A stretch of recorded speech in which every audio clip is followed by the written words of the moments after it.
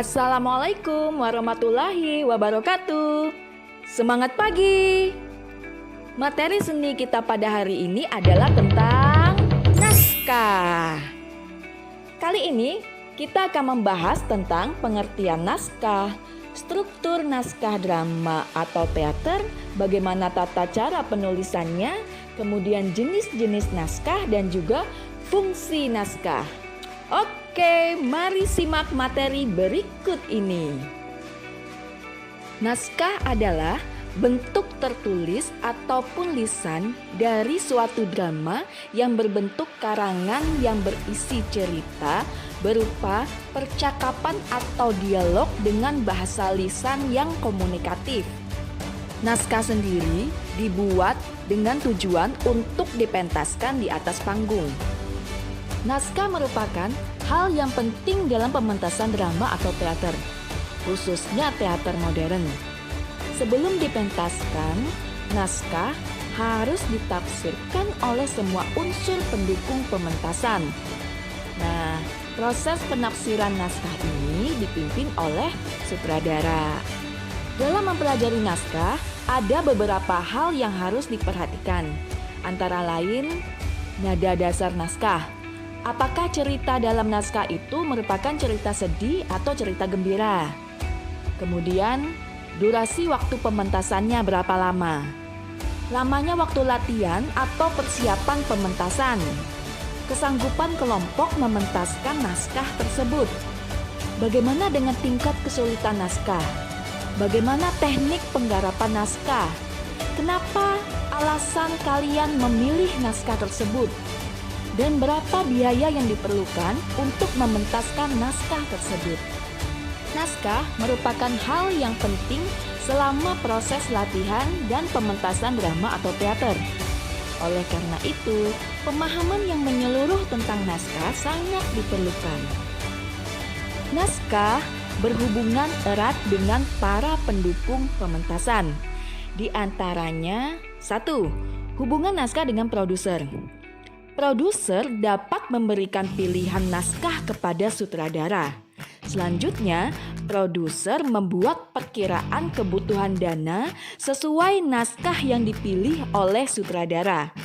Berdasarkan perkiraan tersebut, produser berusaha menggalang dana dari berbagai sumber, salah satunya dari tiket masuk. Yang kedua, hubungan naskah dengan sutradara.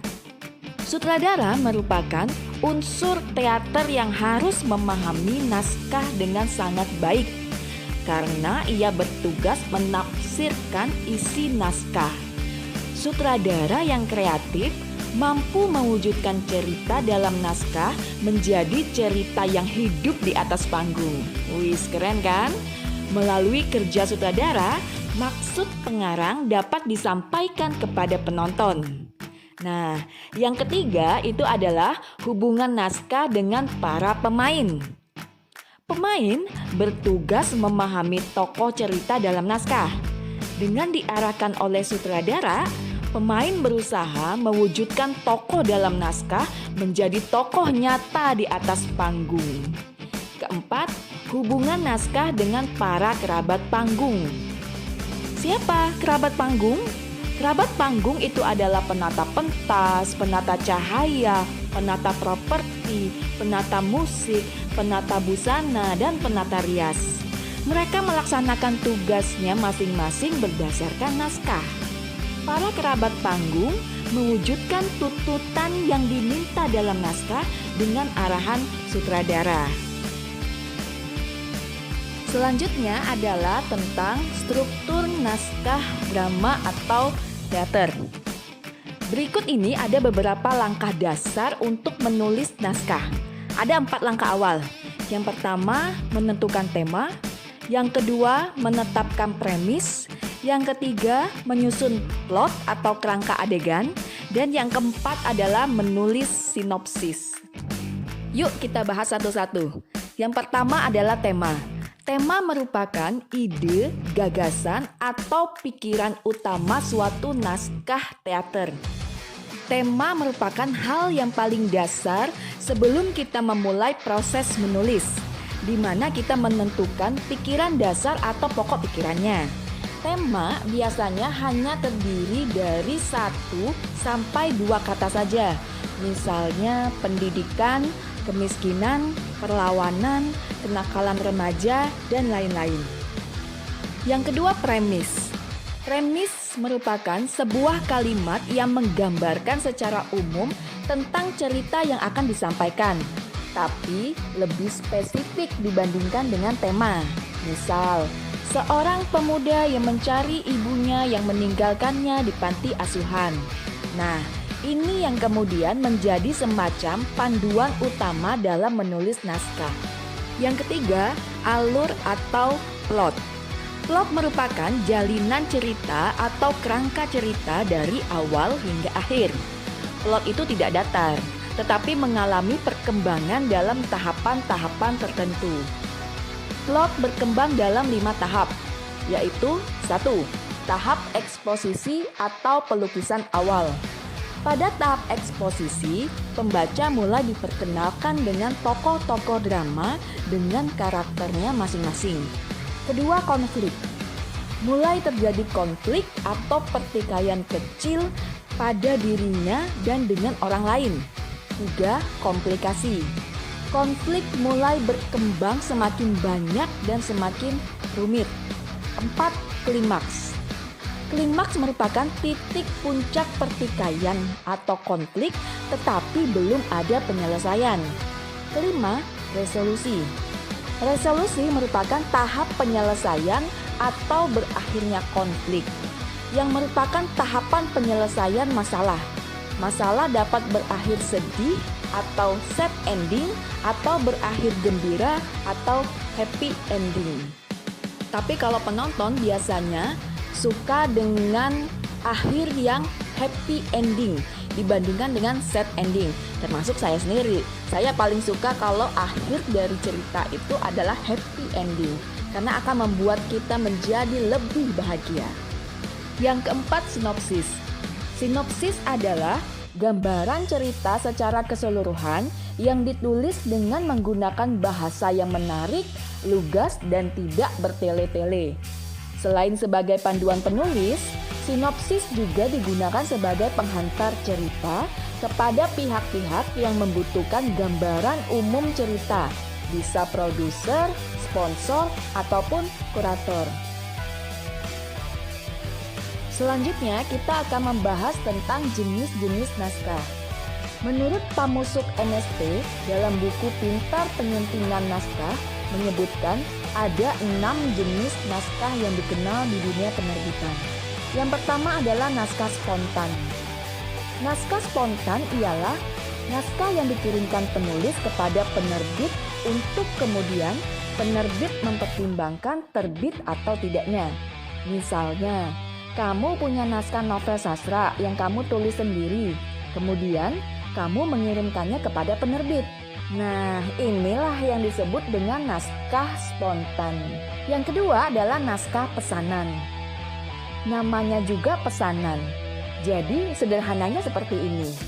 Naskah pesanan ialah naskah yang dipesan oleh penerbit. Kemudian yang ketiga adalah naskah yang dicari oleh editor. Dalam hal ini, editor yang bergerilya mencari naskah untuk diterbitkan. Naskah ketiga ini mulai marak di Indonesia beberapa tahun terakhir. Para penerbit mengutus editornya untuk mencari naskah yang ada di luar. Mungkin ada penulis yang cerpennya sering dimuat di koran dan sebuah penerbit tertarik untuk menerbitkannya dalam sebuah kumpulan cerpen. Yang kelima adalah naskah sayembara. Naskah sayembara yaitu naskah yang penceritaannya dilakukan lewat sayembara atau lomba menulis. Biasanya penerbit membuat lomba menulis dengan tema tertentu untuk kemudian diterbitkan karya-karya pemenangnya. Yang keenam adalah naskah kerjasama. Naskah kerjasama ialah naskah yang diterbitkan atas kerjasama pihak penerbit dengan suatu lembaga, badan, atau instansi tertentu. Dalam hal ini, sebuah instansi yang menyodorkan naskah kepada penerbit untuk kemudian diterbitkan. Yang keempat adalah naskah terjemah. Naskah terjemah adalah naskah yang diterjemahkan dari bahasa asing untuk kemudian diterbitkan dalam bahasa ibu atau bahasa Indonesia. Untuk naskah terjemahan ini, yang dicari penerbit ialah penerjemah untuk menerjemahkan suatu naskah asing ke dalam bahasa Indonesia. Selanjutnya kita akan membahas tentang fungsi naskah. Ada 6 fungsi naskah dalam pertunjukan teater. Di antaranya, 1. Sebagai pedoman utama dalam pertunjukan teater. Fungsi yang pertama bahwa naskah berfungsi sebagai pedoman utama dalam pertunjukan teater artinya bahwa tanpa adanya naskah maka tidak akan ada cerita sehingga produksi teater tidak dapat dijalankan. Oleh sebab itu, naskah menjadi inti dan pedoman dalam sebuah pertunjukan teater, di mana naskah juga yang akan menjadi acuan agar pertunjukan teater dapat berjalan dengan baik, sehingga terdapat kriteria kelayakan naskah dalam penerbitan maupun pertunjukan teater tersendiri. Yang kedua, sebagai penyatu elemen-elemen pertunjukan teater. Naskah juga berfungsi sebagai penyatu elemen-elemen pertunjukan, di mana nantinya akan disusun secara rapi dan terstruktur.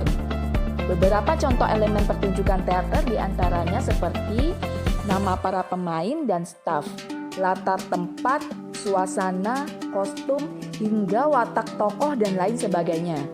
Oleh sebab itu, sebelum naskah benar-benar digunakan, maka akan melewati beberapa proses penyuntingan, di mana terdapat beberapa tujuan penyuntingan naskah drama atau teater tersendiri.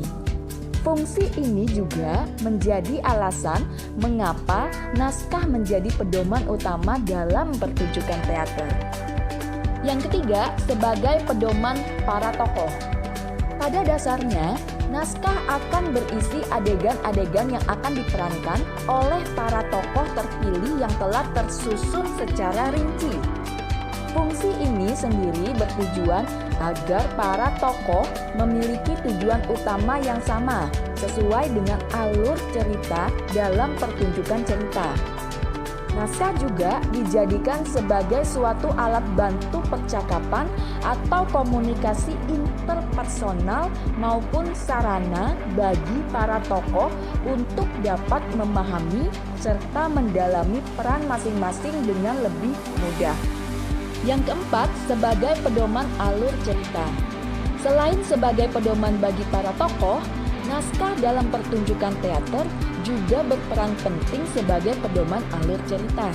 Artinya, bahwa dengan adanya naskah, maka alur cerita dapat dijaga sesuai dengan tujuan awalnya. Hal ini dapat mencegah terjadinya kekacauan dalam alur cerita yang ingin disampaikan, sehingga nantinya pertunjukan teater dapat berjalan secara baik dan seharusnya. Yang kelima adalah sebagai penyatu persepsi. Naskah dalam pertunjukan teater berfungsi juga sebagai penyatu persepsi antara produser, staf, dan kru teater, tokoh, dan pihak-pihak yang terlibat lainnya di dalam proses produksi teater.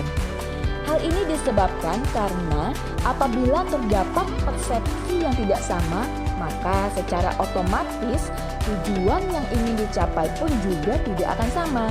Selain itu, perbedaan persepsi dapat menghambat proses produksi, bahkan juga mengacaukan alur cerita.